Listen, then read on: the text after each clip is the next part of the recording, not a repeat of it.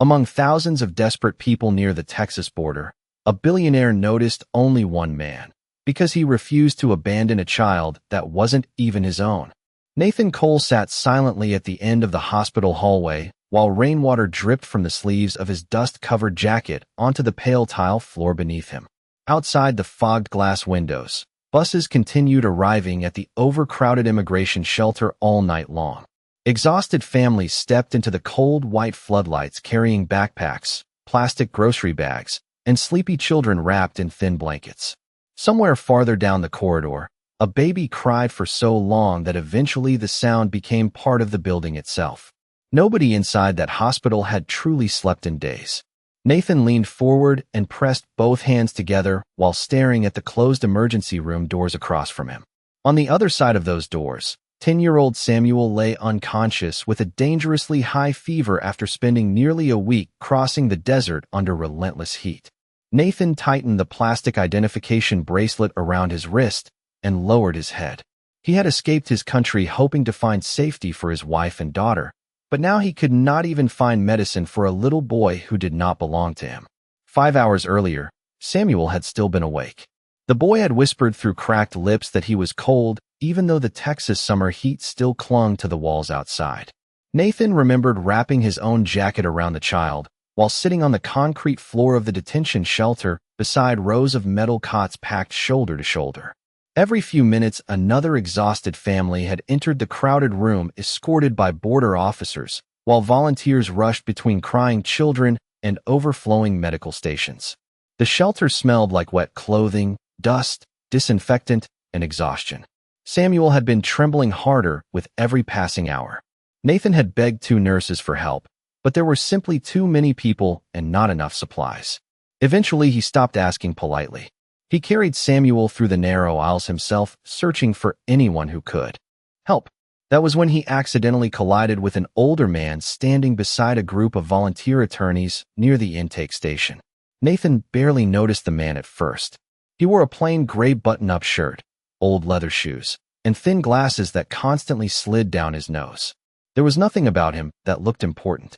But the moment the older man saw the unconscious child in Nathan's arms, his expression changed completely. Within minutes, a private physician arrived carrying medical equipment Nathan had not seen anywhere else inside the shelter.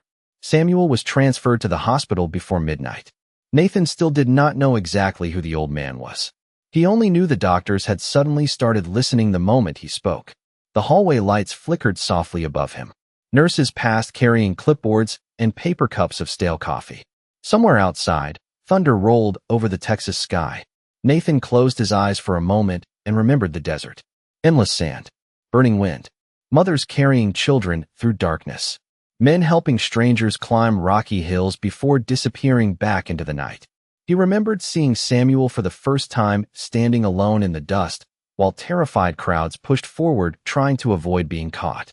The boy had fallen to his knees beside a dry ravine, clutching a torn stuffed rabbit against his chest. Nathan still did not understand why he stopped running that night. Maybe because Samuel looked so much like his own daughter. Maybe because no child should ever look that afraid. Or maybe because somewhere deep inside, Nathan needed to believe he was still human after everything the journey had taken from him. "You've been sitting here for 5 hours. Nathan slowly looked up. The older man stood near the vending machines holding 2 cups of coffee beneath the cold hospital lights. Most people would have walked away long ago, the man said quietly. Nathan stared at him without answering. The old man stepped closer and handed him one of the coffees. "Why didn't you?" he asked. Nathan looked toward the emergency room doors again before speaking in a tired voice barely above a whisper. "Because if I abandoned him out there." He swallowed hard and rubbed his dirt-covered hands together. "Then even if I made it to America, I wouldn't deserve a second chance." The older man said nothing for several seconds. He simply studied Nathan's face while distant thunder shook the hospital windows. And in that moment, Nathan had no idea that the quiet stranger standing beside him was Arthur Sterling, one of the wealthiest and most powerful men in America. Nathan did not touch the coffee for several minutes after Arthur Sterling handed it to him. The paper cup rested between his rough hands while steam drifted into the cold hospital air. Across the hallway, The emergency room doors finally opened, and a tired nurse stepped out, holding a clipboard against her chest. Nathan stood so quickly the chair scraped loudly against the floor. "The fever is coming down," the nurse said gently. "He is stable for now." Nathan closed his eyes and lowered his head as relief washed over him so suddenly that his knees almost gave out beneath him. For the first time in days, he allowed himself to breathe normally. Arthur remained standing beside the vending machines, watching quietly, while Nathan sat back down again. Outside, the storm had finally started. Rain slid slowly across the hospital windows while distant sirens echoed somewhere near the highway leading back toward the border shelters. Arthur walked over and took the seat beside Nathan without saying anything. The older man carried himself differently from everyone else Nathan had met since crossing into Texas. He did not seem rushed. He did not seem irritated by exhaustion or overwhelmed by the endless crowds filling the hospital. He simply listened to the silence around him as if he had spent years inside places exactly like this one. After a while, Arthur finally spoke. "Where did you learn construction work?" Nathan looked at him in surprise. "What makes you think I worked construction?" Arthur nodded toward Nathan's hands. "The calluses. The way you carry your shoulders. Men who build things usually move differently." Nathan stared down at his palms. Dirt still clung beneath his fingernails from the desert crossing. "I was a civil engineer," he answered quietly. "Back home, I designed apartment buildings and drainage systems." Arthur leaned back slightly in his chair. "Civil engineer," he repeated softly, as if the words mattered more than Nathan expected. Nathan gave a tired laugh that barely sounded real. "Not anymore."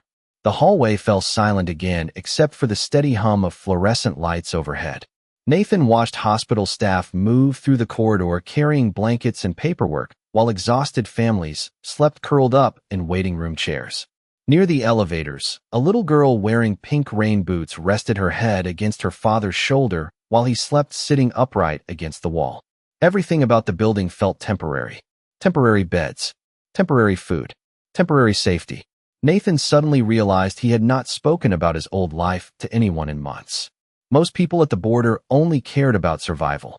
Nobody asked who you used to be before fear and desperation reduced your entire life to a number printed on a plastic bracelet. Arthur folded his hands together and looked toward the rain-covered windows. "My parents arrived in this country with almost nothing," he said quietly. "My father washed dishes in Miami for 12 hours a day. My mother cleaned hotel rooms." Nathan listened carefully. People looked at them and only saw immigrants. Arthur continued. "But my father knew how to repair engines better than anyone I have ever met. My mother could manage an entire business without writing a single thing down." He smiled faintly. "Sometimes the world forgets that people carry entire lifetimes of knowledge with them."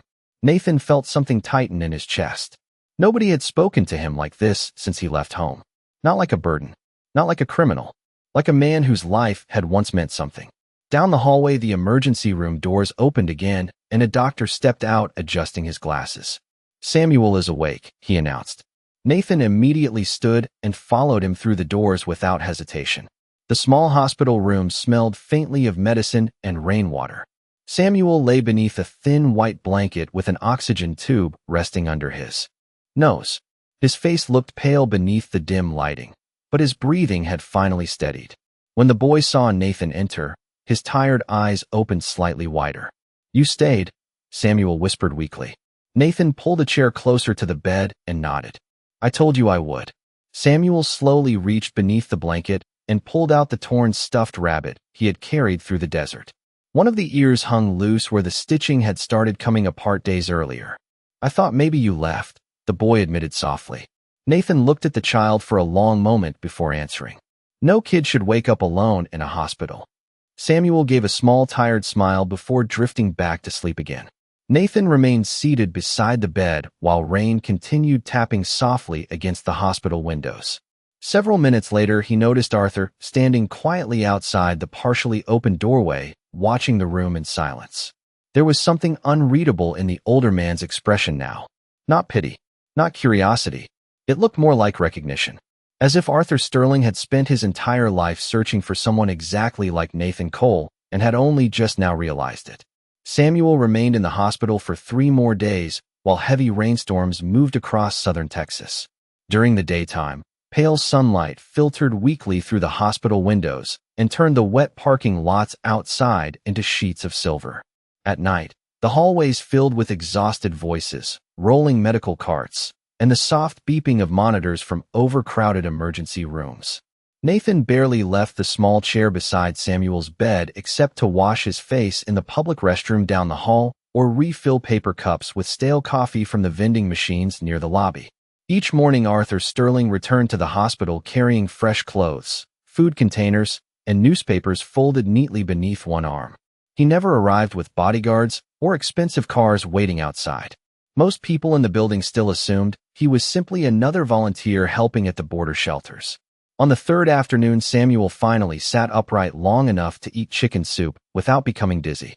Nathan watched the boy carefully while sunlight spilled across the thin blanket covering the hospital bed. Samuel looked smaller now that the fever had faded. Smaller and younger, like a child finally allowed to stop pretending he was strong. "Do you think they found my mother?" Samuel asked quietly between spoonfuls. Nathan hesitated before answering. "I think people are still looking." Samuel lowered his eyes toward the bowl in his lap. "She told me not to stop walking," he whispered. "Even if we got separated."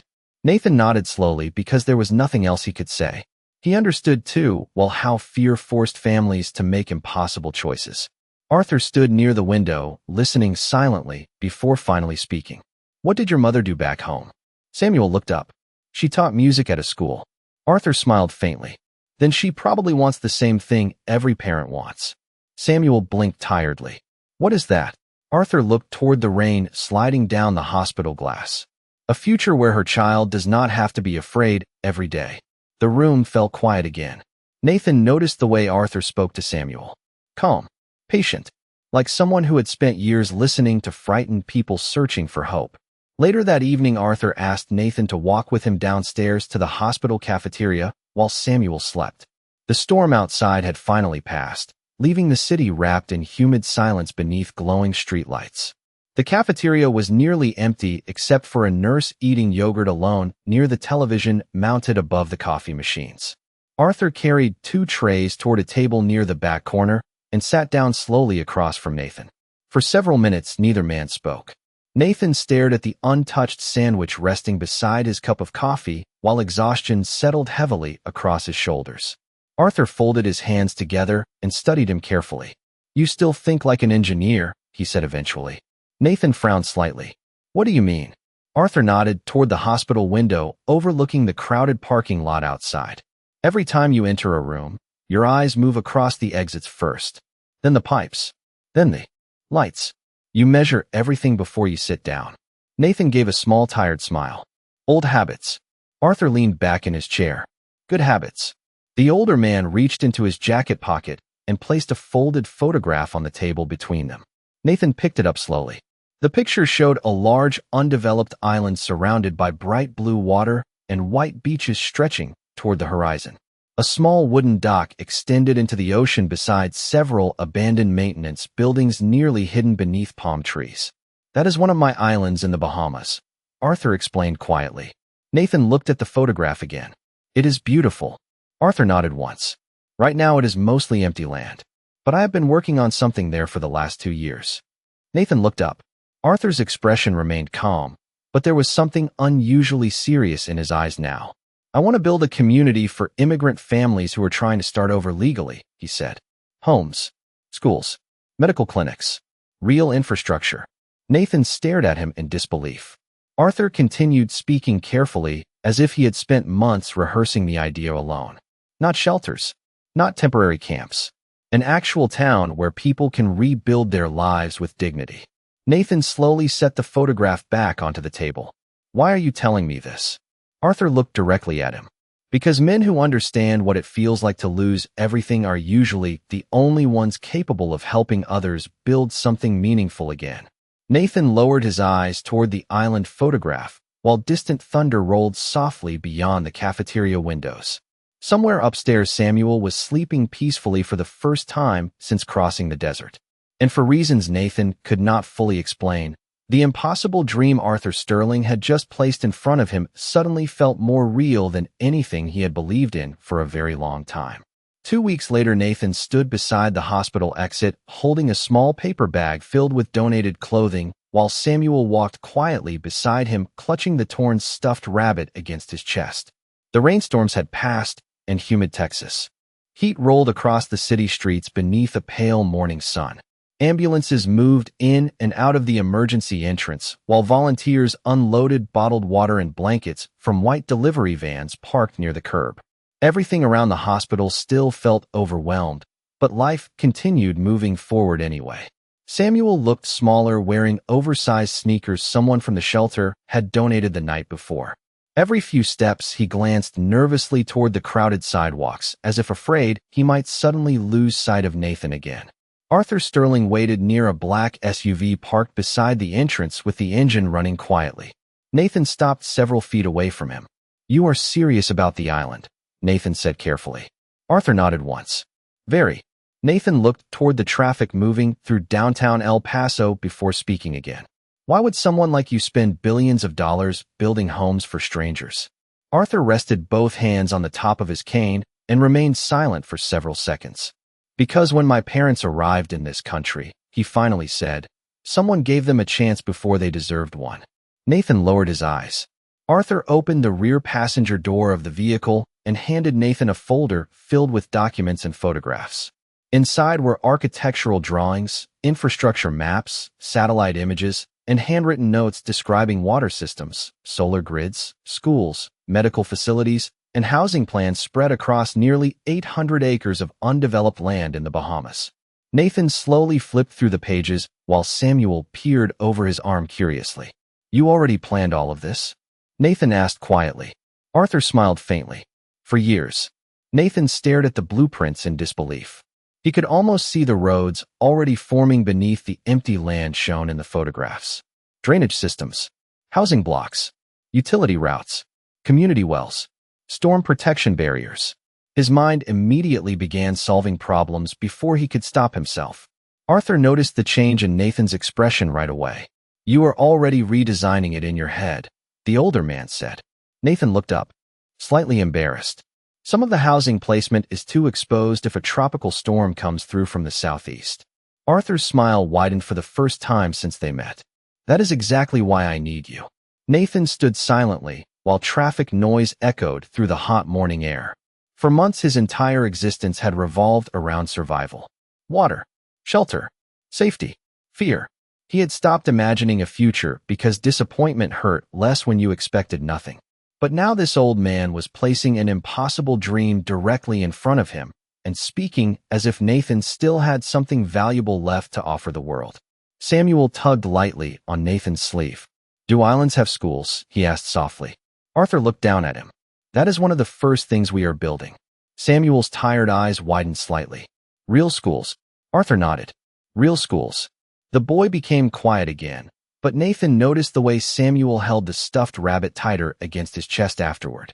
Later that afternoon, Arthur arranged temporary housing for both of them inside a quiet church-run shelter several miles away from the overcrowded detention center. The building smelled like old books, laundry soap, and fresh bread. Elderly volunteers moved slowly through the halls carrying towels and trays of soup, while ceiling fans turned lazily overhead. Nathan had almost forgotten what calm sounded like. That night, he sat alone at a small wooden desk inside their room, while Samuel slept beneath a thin blanket nearby.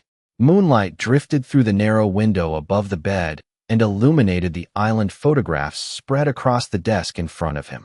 Nathan studied every detail carefully. Shoreline elevations, water access points, wind direction charts. Arthur had already hired environmental engineers and legal teams, but the plan still lacked something essential: human understanding. Whoever designed the project had never truly experienced what it meant to lose a home. Nathan touched one of the maps gently with his fingertips.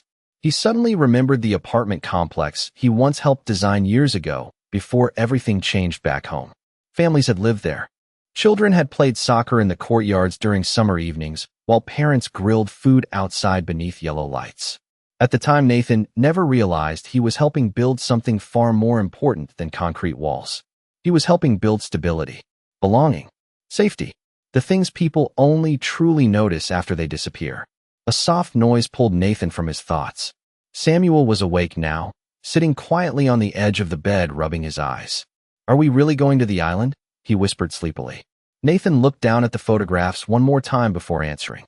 For the first time in many months, fear was no longer the strongest feeling inside him. Something else had started taking its place. Something unfamiliar and dangerous. Hope. 3 months later, the sound of the seaplane engines echoed across endless blue water as Nathan pressed his forehead lightly against the window and stared down at the island below. From the sky, the place looked untouched by the modern world. Long stretches of white shoreline curved around dense palm forests while turquoise waves rolled gently against empty beaches sparkling beneath the Caribbean sun. A narrow wooden dock extended into the ocean beside several weather-worn maintenance buildings partially hidden beneath overgrown trees. Beyond that, there was almost nothing. No roads, no neighborhoods, no lights, just land waiting for someone to believe in it. Samuel sat beside Nathan, clutching his backpack tightly against his chest while staring out the opposite window in complete silence. Arthur Sterling remained near the front of the aircraft, calmly reading paperwork despite the turbulence shaking the cabin every few minutes. The pilot lowered the seaplane toward a calm stretch of water beside the island, and within moments the pontoon skimmed across the ocean surface before finally slowing near the old dock. Heat wrapped around them immediately the moment the cabin doors opened. Humid wind carried the scent of salt water, wet earth, and tropical plants across the shoreline, while waves slapped softly against the wooden posts beneath the dock. Nathan stepped onto the island slowly, as if afraid the entire opportunity might disappear if he moved too quickly. Several workers unloaded crates of supplies nearby while a small team of surveyors reviewed equipment beneath a temporary canvas tent. Arthur walked toward the beach beside Nathan and removed his sunglasses before looking out across the undeveloped land stretching toward the horizon. "Most people see an empty island," he said quietly. "I see a place where thousands of people can begin again." Nathan looked around carefully. Dense clusters of palm trees swayed in the afternoon wind while seabirds circled overhead beneath bright white clouds. The island was beautiful, but he also immediately recognized the enormous challenges waiting beneath the surface. No proper roads, no stable power systems, no freshwater infrastructure large enough to support permanent housing. Tropical storm exposure along the eastern shoreline. Everything would have to be built almost from nothing. Arthur handed Nathan a rolled map secured with rubber bands. "The first families arrive next week," he explained. Nathan stared at him in disbelief. "Next week?" Arthur nodded calmly. "We already secured temporary legal residency agreements through several humanitarian programs. The first group is small, about 30 families." Nathan unfolded the map while warm ocean wind pulled at the edges of the paper. Marked across the island were planned housing zones, water wells, solar grids, farmland sections, schools, and medical facilities. Some areas still contained handwritten notes instead of finalized plans. Nathan studied the terrain elevations carefully before immediately pointing toward a section near the southern coast. "The housing cannot go here," he said. Arthur looked over. "Why?" Nathan crouched beside the map and traced several lines with his finger. "Storm flooding. If hurricane winds hit from the southeast, this entire area becomes dangerous." Arthur smiled slightly. "What would you change?" Nathan paused for only a moment before answering.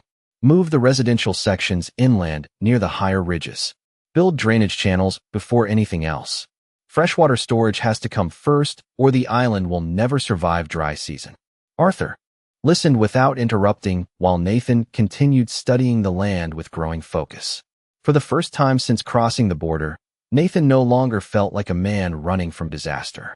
He felt useful again, necessary. By sunset, the first temporary tents had already been assembled near the central clearing where construction supplies were stacked beside portable generators. Volunteers prepared food over propane stoves, while workers unloaded lumber from cargo boats arriving from Nassau.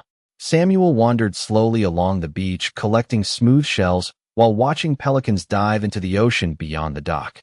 As darkness settled over the island, strings of temporary work lights flickered on one by one beneath the palm trees. The glow reflected softly across the water while warm wind moved through the unfinished camp. Nathan stood near the shoreline beside Arthur, listening to distant laughter from workers sharing food near the tents. "Do you think this place can actually work?" Nathan asked quietly. Arthur remained silent for several seconds before answering. "I think people become stronger when they finally stop living in fear every day."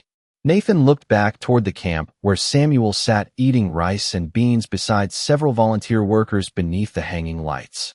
The boy was smiling for the first time since leaving Texas.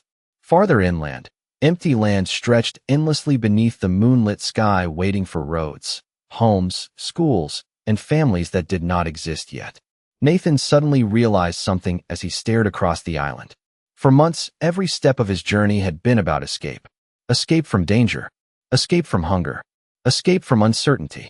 But standing there beside the ocean with warm Caribbean wind moving through the darkness around him, Nathan no longer felt like he was escaping anything. For the first time in a very long while, he felt like he had finally arrived somewhere. The first families arrived on the island aboard 2 aging cargo boats just after sunrise one humid morning in early spring. Nathan stood near the dock watching mothers step carefully onto the wooden planks while children carried backpacks nearly as large as their bodies. Some families brought only a few plastic bags tied together with rope. Others carried faded suitcases held shut with duct tape after months of travel. Nobody arrived looking hopeful at first. Most of them looked exhausted beyond words. The ocean behind them stretched endlessly toward Florida, while the undeveloped island waited silently ahead beneath swaying palm trees and bright Caribbean sunlight. Samuel helped unload water containers beside several volunteers, while Arthur Sterling greeted each arriving family personally, with a quiet handshake and simple directions toward the temporary tent area near the center of camp. Nathan immediately noticed the same look in nearly every adult stepping onto the island. Suspicion, caution, the expression of people who had been disappointed too many times to trust kindness easily anymore. During the first week, the island barely resembled a future community at all. Workers spent entire days clearing brush beneath brutal 90-degree heat, while generators rattled constantly beside piles of lumber and supply crates stacked near the shoreline. Temporary canvas shelters lined the central clearing where children chased one another through the dust, while volunteers cooked rice, beans, and soup over propane burners beneath large tarps tied between palm trees. Every evening, exhaustion settled over the camp long before sunset. But slowly small signs of life began appearing in unexpected places. A woman from Mexico named Elena Ramirez used old oil drums and scrap bricks to build a makeshift outdoor oven near the tents.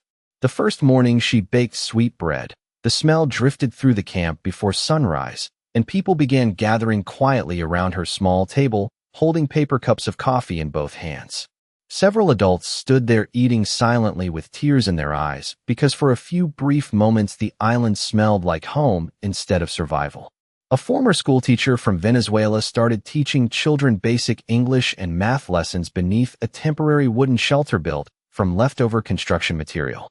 Samuel attended every class, sitting in the very front row with a pencil gripped tightly in his hand as if afraid someone might suddenly take the opportunity away from him. Near the western shoreline, an elderly Cuban doctor named Hector Ruiz converted one of the abandoned maintenance buildings into a small medical clinic using donated supplies Arthur arranged through private charities in Miami. Some days the clinic had no electricity for hours at a time, but Dr. Ruiz treated every patient anyway beneath battery-powered lanterns, while ocean wind moved through the open windows carrying the smell of salt water into the tiny rooms. Nathan rarely stopped moving long enough to rest. Every morning before sunrise, he walked the island reviewing drainage channels, measuring elevations, and directing construction teams working on the first permanent housing sections farther inland. He designed rainwater collection systems using old shipping containers and supervised the installation of underground pipes connecting freshwater wells to the growing settlement. By late afternoon, his clothes were usually soaked with sweat and covered in dust, but for the first time in years, exhaustion no longer felt meaningless. Every nail hammered into wood, every trench dug through the earth, every solar panel lifted into place. It all mattered to someone. One evening, Nathan climbed the ridge overlooking the settlement just before sunset and stopped walking entirely. Below him, the island no longer looked empty. Warm yellow lights glowed between clusters of unfinished homes, while smoke from cooking fires drifted upward into the evening sky. Children laughed somewhere near the school shelter. Music played faintly from a small radio outside Elena's bakery oven, while several fishermen repaired nets beside the dock, preparing to head out before dawn. Samuel sat near the shoreline reading from an old English workbook beneath a lantern, while Arthur spoke quietly with several new arrivals near the supply station. Nathan stood there for a long moment listening to the sounds rising from the settlement below. It was not polished. It was not wealthy. Half the roads were still dirt, and several houses remained unfinished frames covered by temporary roofs. But people were beginning to belong to the place. That changed everything. Arthur eventually climbed the ridge and stood beside Nathan without speaking. Together, they watched lights continue appearing one by one across the growing settlement as darkness settled over the island. They started calling it something today, Arthur said quietly after several minutes. Nathan looked at him. Arthur smiled faintly toward the village below. New Hope K. Nathan stared down at the glowing settlement while warm wind moved through the palm trees surrounding them.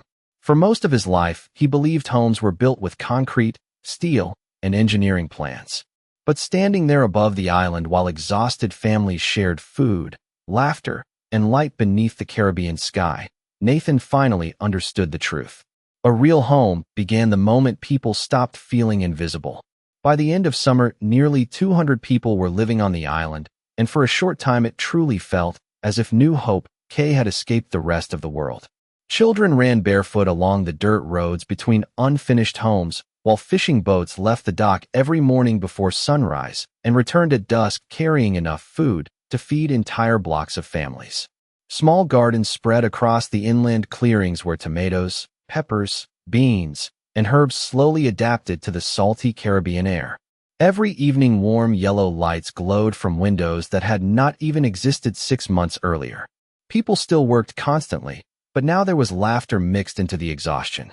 There were birthday dinners beneath hanging lanterns. Music drifting from radios near the bakery. Families sitting outside after dark simply talking, because for the first time in years nobody needed to run anymore. Nathan noticed the change most clearly in Samuel. The boy had grown taller since arriving on the island and no longer carried the stuffed rabbit everywhere he went. He spent mornings helping Dr. Ruiz organize medical supplies and afternoons attending classes inside the wooden schoolhouse near the center of camp. Sometimes Nathan would catch Samuel reading books late into the night beneath the porch light outside their small cabin while ocean wind moved softly through the trees around him. The fear that once lived permanently in the boy's eyes had finally started fading. But islands in the Caribbean taught people one lesson very quickly. Nothing remained calm forever. The first warning arrived through the old weather radio mounted inside the supply office near the dock. A tropical storm had formed several hundred miles southeast of the Bahamas and forecasters expected it to strengthen rapidly over warm ocean water. At first, nobody panicked. Storms were common throughout the region and most weakened before reaching the islands. But 2 days later, the sky changed color. Heavy gray clouds rolled across the horizon, while humid wind bent the palm trees inland with growing force. Nathan walked through the settlement checking roof reinforcements and securing water tanks, while Arthur coordinated emergency food storage inside the main supply building. By nightfall, rain slammed against the island so hard it sounded like waves crashing directly onto the rooftops. The storm hit New Hope K just after midnight. Wind screamed through the unfinished roads while loose metal sheets rattled violently against buildings across the settlement. Several temporary homes near the eastern edge collapsed beneath the pressure of the storm before sunrise. Floodwater rushed through drainage channels faster than Nathan had predicted, and sections of the lower farmland disappeared beneath muddy water, carrying debris toward the shoreline. Families crowded together inside the strongest buildings while children cried beneath blankets as generators flickered on and off throughout the night. Nathan barely stopped moving for nearly 20 straight hours. He helped relocate families away from flooded areas, reinforced damaged structures with emergency crews, and worked beside Dr. Ruiz carrying medical supplies through knee-deep water between shelters after one of the clinics lost power. By the second day, the island no longer looked like the hopeful community they had built all summer. Fallen trees blocked roads. Several homes had lost roofs entirely. Saltwater contamination reached one of the freshwater storage systems after the flooding overwhelmed a protective barrier near the southern ridge. The bakery ovens stopped working after heavy rain damaged the propane lines. Worst of all, a supply boat carrying construction materials and medicine from Nassau never arrived after mechanical problems forced it to turn back during the storm. Within days, food supplies started shrinking faster than anyone expected. Tension spread quietly through the settlement as exhaustion and uncertainty returned to faces Nathan had only recently seen smiling again. One afternoon, Nathan walked through the camp and noticed several families packing belongings into small fishing boats near the dock. A man named Carter lifted his youngest daughter into one of the boats while avoiding eye contact with everyone around him. "We cannot raise children here," he said quietly when Nathan approached. "This place is not ready." Nathan looked around at the damaged homes, broken fences, and muddy roads stretching through the settlement. For the first time since arriving on the island, he had no answer. That night, heavy rain returned again. Nathan stood alone near the edge of the damaged farmland while cold water soaked through his shirt and boots. Across the island, most of the lights had already gone dark to conserve fuel. The settlement looked smaller now, fragile, temporary again. Nathan lowered his head and pressed both hands against his face while rain poured endlessly around him. He had believed hard work and planning could protect this place from collapse. But standing there in the storm, listening to loose metal creak in the darkness, he finally understood something painful. Building homes for broken people was not only about engineering. It was about convincing exhausted human beings to believe in tomorrow after life had disappointed them too many times already. Behind him, footsteps moved slowly through the mud. Nathan turned and saw Elena Ramirez standing beneath the rain, carrying a lantern in one hand. Water dripped from her hair and sleeves while wind pulled at the edges of her coat. She looked toward the damaged settlement, glowing faintly through the storm. "If everyone leaves now," she said softly, "then this island becomes empty land." Again, Nathan said nothing. Elena tightened her grip on the lantern and looked directly at him. "But if even a few of us stay," she continued quietly, "then this place is still home." The morning after Elena spoke beneath the storm, people slowly began stepping back outside again. The rain had weakened into a soft drizzle, and pale sunlight pushed through the heavy clouds hanging above the island. Mud covered most of the roads, and several damaged homes still leaned dangerously sideways near the eastern ridge, but something had changed overnight. Instead of packing boats to leave, families started rebuilding. Men carried lumber across the settlement, while women cooked large pots of soup beside temporary fire pits for workers who had not slept properly in days. Teenagers cleared fallen branches from pathways, while children filled sandbags near the flooded drainage channels under Nathan's direction. Nobody announced a meeting. Nobody gave speeches. People simply started helping one another because leaving no longer felt easier than staying. Nathan worked from sunrise until long after dark, repairing water systems damaged during the storm. Saltwater contamination had reached 2 storage tanks, and one of the underground pipe routes collapsed beneath flood erosion near the southern housing section. Every repair took twice as long because replacement materials were limited after the delayed supply shipment from Nassau. But slowly the settlement stabilized again. Electricity returned block by block as repaired solar grids came back online. Elena reopened the bakery using a temporary oven assembled from storm debris and salvaged metal sheets. The first smell of fresh bread drifting across New Hope Cay after the storm made several exhausted residents stop working entirely just to stand quietly and breathe it in. For a few brief moments, the island felt alive again. Then the outside world finally noticed them. It began with a blurry drone video posted online by a tourist sailing through nearby waters. The footage showed hundreds of people living on Arthur Sterling's private island beneath unfinished housing structures and rows of solar panels stretching across the tropical landscape.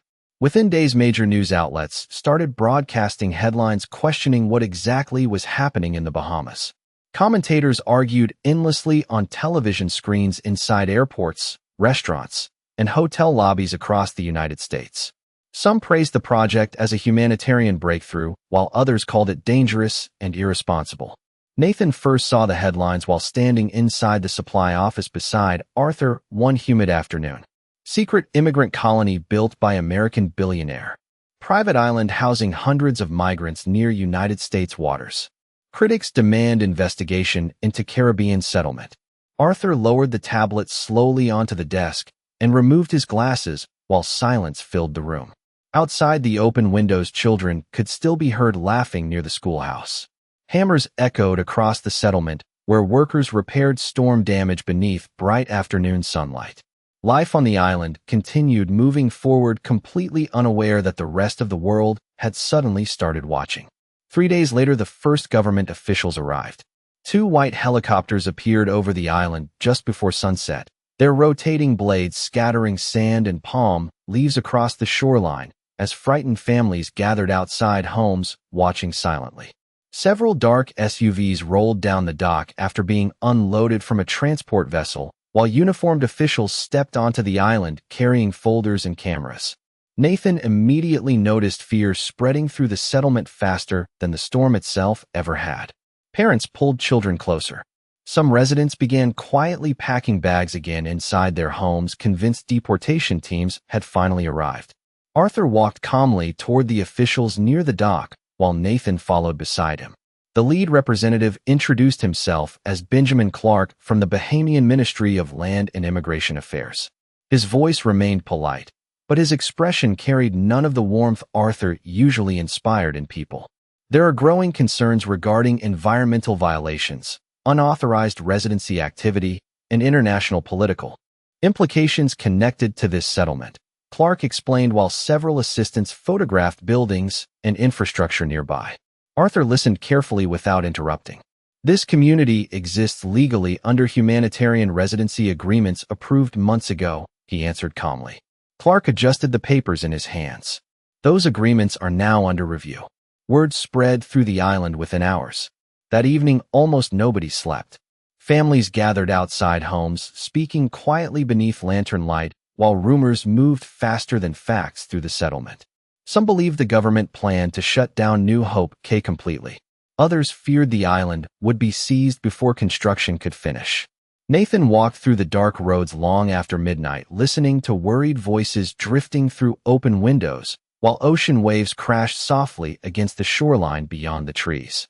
Near the dock, he found Arthur sitting alone on an overturned supply crate, staring out toward the black water beneath the moonlight. For the first time since they met, the old man looked tired in a way Nathan had never seen before.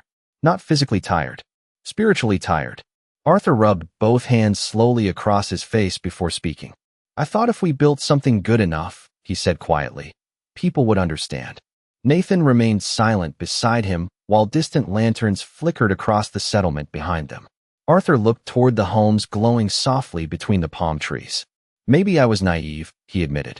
Maybe the world only tolerates compassion when it stays invisible. Nathan followed his gaze toward the village. Children were still sleeping inside those homes. Families were still eating meals together beneath repaired roofs they built with their own hands. For the first time in years, people who once felt unwanted finally belonged somewhere. Nathan looked back toward the dark ocean stretching endlessly beyond the dock and realized the greatest storm threatening New Hope Cay had only just begun. For the next several weeks, New Hope Cay lived beneath a cloud of uncertainty heavier than any storm the island had survived before. Government inspectors returned repeatedly with cameras, legal documents, and endless questions, while news helicopters circled overhead often enough that children started recognizing the sound before the aircraft even appeared above the trees. Supply shipments from Nassau slowed after several companies paused contracts connected to the settlement. Construction projects stopped halfway through completion because materials never arrived. Some nights, entire sections of the island lost electricity for hours at a time, while generators struggled beneath increasing demand and limited fuel reserves. Fear returned quietly to the faces of people who had only recently learned how to feel safe again. Nathan noticed it everywhere. Parents speaking in whispers after dark. Families hiding important documents beneath mattresses before going to sleep. Children asking teachers whether they would have to leave the island soon. Even Samuel had grown quieter over the past month. One humid afternoon, Nathan found him sitting alone outside the schoolhouse, staring at the ocean with an old cell phone resting in his lap. You missed class today, Nathan said gently as he sat beside him on the wooden steps. Samuel shrugged without looking up. Everybody is scared again. Nathan followed the boy's gaze toward the horizon, where dark clouds gathered far beyond the sea. People are tired, he answered carefully. Samuel nodded slowly. My mother used to say people stop dreaming when they think nobody sees them. Nathan remained silent because the words felt painfully true. For weeks, the entire world had been arguing about New Hope K without ever truly seeing the people living there. Politicians called the island a threat. Television hosts called it irresponsible. Commentators debated laws, borders, and economics while children still walked to school each morning carrying secondhand backpacks donated by churches in Florida. Nobody outside seemed to notice the humanity living beneath the headlines. That evening, Samuel disappeared for several hours carrying the old phone with him. Nathan assumed the boy was helping near the clinic or bakery until after sunset, when Samuel finally returned looking strangely nervous. Can I show you something? He asked quietly. Nathan followed him into the small schoolhouse where several battery lanterns glowed dimly against unfinished wooden walls. Samuel placed the phone on a table and pressed play. The video began shakily at first. Samuel had filmed the dirt roads winding through the settlement while warm sunlight spilled between rows of unfinished homes. Children laughed outside the schoolhouse, waving at the camera while Elena handed bread to families beside the bakery ovens rebuilt after the storm.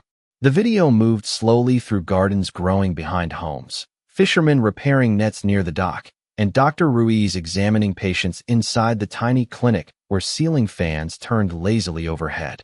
Nathan watched silently as Samuel narrated the footage in a nervous but steady voice. This is where we learn English now, the boy explained while filming the classroom walls covered with handwritten vocabulary lists and children's drawings. This is where people eat together after work. This is where Dr. Ruiz helps everyone even when the power goes out. Near the end of the video, Samuel filmed Nathan repairing a roof beneath the afternoon sun while several children handed him tools from below. Nathan looked tired, sweaty, and completely unaware he was being recorded. Samuel's voice became quieter during the final moments of the video as the camera turned back toward him standing near the shoreline with ocean wind moving through his hair. Some people call this place a problem, he said softly into the phone. But this is the first home I have ever had. The video ended there. Nathan stared at the dark screen for several seconds without speaking. You posted this online? He finally asked. Samuel nodded nervously.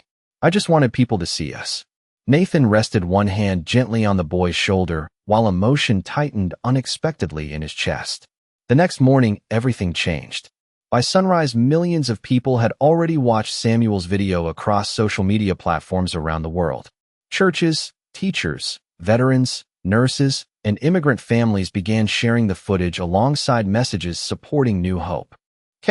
Humanitarian organizations publicly defended the project, while legal experts criticized attempts to shut it down without offering alternatives for the families already living there.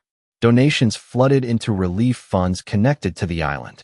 Volunteers started arriving from Florida and Nassau carrying construction supplies, medicine, books, generators, and food.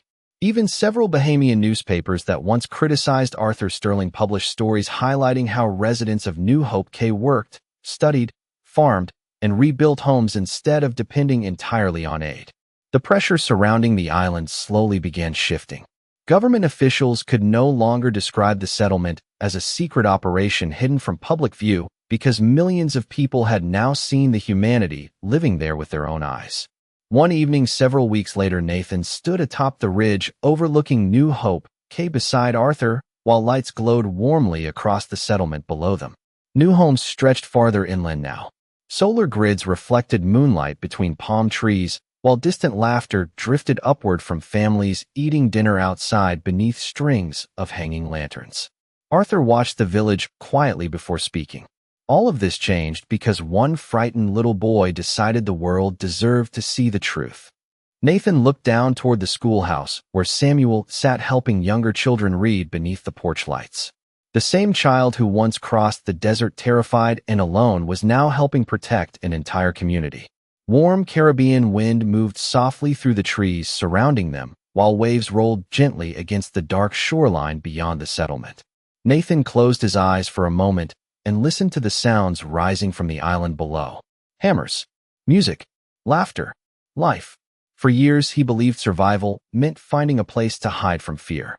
But standing there above the glowing village surrounded by people who once felt invisible to the world, Nathan finally understood something else entirely. Sometimes the greatest act of hope was simply refusing to disappear.